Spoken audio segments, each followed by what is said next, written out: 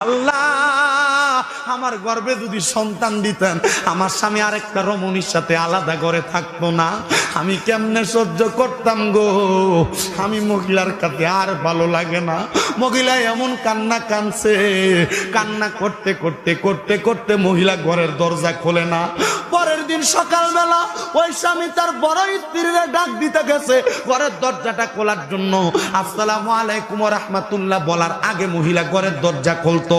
কিন্তু দ্বিতীয় দিন যখন বিবাহের প্রথম রাত্র শেষ হইয়া দ্বিতীয় দিন আসলো, স্বামী ঘরের দরজা একবার সালাম দেয় দরজা খোলে না, দুইবার সালাম দেয় দরজা খোলে না, তিনবার সালাম দেয় দরজা খোলে না। স্বামী এবার দরজার মধ্যে আঘাত করলেন। আঘাত করার পরে দেখতেছে দরজাটা নিজে নিজে খুলে গেছে। আহারে স্বামী দূর থেকে ডাক দিয়ে, স্ত্রী গো, ফজরের নামাজের সময় হয়ে গেছে, এখনো তো তুমি শ্রদ্ধার মধ্যে পড়া রইছ, একটাবার মাথাটা তুইলা ওঠো না। আমি স্বামী তোমার